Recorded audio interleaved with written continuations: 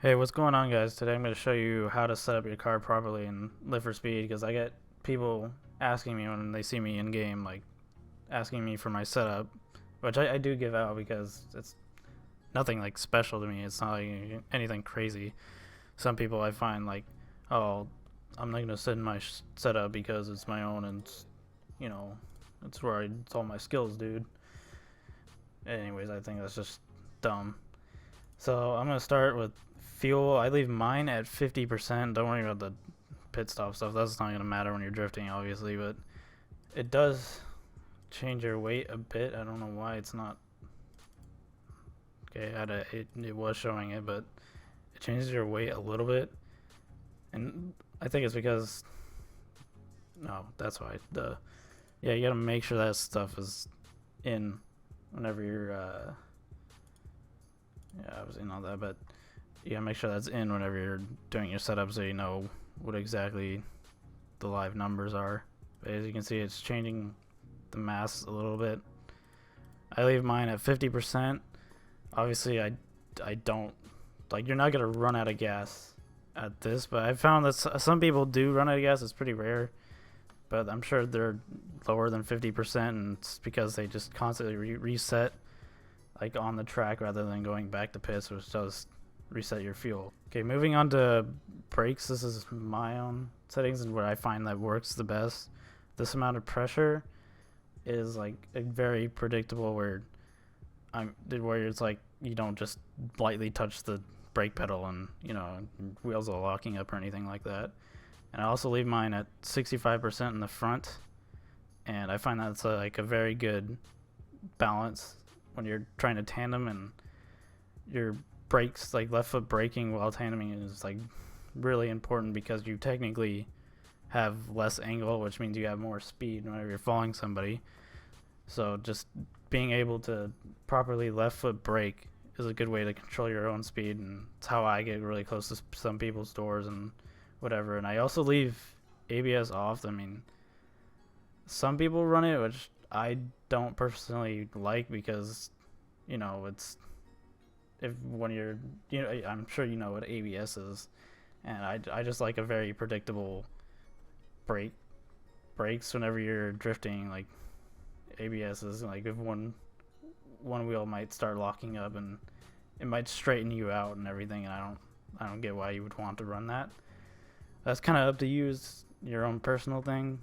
For suspension, I'd leave my ride height in the rear like all the way down, because I mean you can raise it depending on what like track you're drifting on or whatever, and I leave a little bit in the front because it gives it a pretty equal rake, but obviously you can slam it or whatever you want to do. I don't think it's not going to matter too much. As far as stiffness in the rear, this is what I run, which I believe translates to 8 kg springs, and in the front this is what I run, and I think that translates to 12 kg springs, which is fairly common, like pro setup, whatever, like as far as spring rates. You can what I did is I looked up a conversion thing, and that's how I got like 8k and 12k. And I think another common setup for like a street is 6k in the rear and 8k in the front, which, I mean, I'll just leave it at this because this is what I find out. This is a good way to get enough grip or whatever. As far as dampening, these are my own settings. They're kind of like something that you could play around with, but I find that what I have is decent. And I mean, I've played around with them before, and it's not like a huge difference or anything like that, but obviously you want something that's like reasonable. And same with the anti-roll. That's kind of all up to you, and just drive the car and change these settings and figure out if it really makes a difference for you. As far as steering, obviously you want a maximum steering lock, obviously. It's only 36 degrees, which isn't very much. Parallel steer, I have at 0, go up to 100% obviously, but all that is, I'm pretty sure, is in the front two tires. If you turn all the way one way, they're both angled at the same angle. I'm not sure if at 0% or 100% that's what it means, but I haven't noticed too much of a difference, and I leave it at 0. And for toe in the front, I do a slight amount of toe, negative 0.2 degrees, and the rear is a little bit of positive at 0.1%. Why did I say percent? 0.1, whatever. This is what I find is like good for how the car feels, or whatever. That's another setting you play, but I wouldn't go too crazy on that one. As far as final drive and gearing stuff, obviously I run the lock div. You can run the clutch pack LSD and do your own thing, but I mean, I just go lock diff because it's easy. And as far as the gearing, I run like my whole setup is supposed to be like, it's not supposed to be like some crazy like all custom, you know. I try to keep it as like real as possible. If you're like to say go drift out in real life, I mean, obviously you're not gonna have money for a gearbox or you can change all the gears. So I kind of leave mine at a very common gear setup.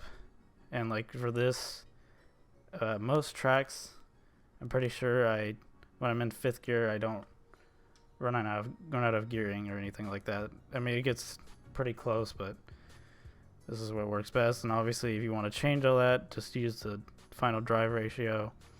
If you change it up, whatever, it's gonna get higher. Go back down. The gear ratio is gonna be longer. If you also tip is if you right click on the slider bars, you can just put in your own number. I'm pretty sure left click on the things does 1 value, and right click goes up by 10. As far as tire setup, I run 30 psi in the front and 32 in the rear, and native 2.75 for the front and native 1.35-ish, whatever, in the rear.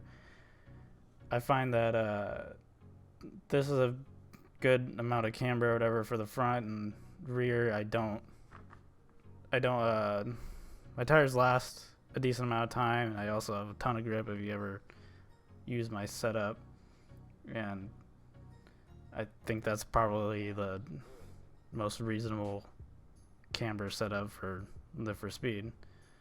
Thanks for watching. I hope this was helpful. I'll leave my setup down in the description because a lot of people ask me for it. It's nothing special, but I find it's a very good setup for when your tires are cold and hot.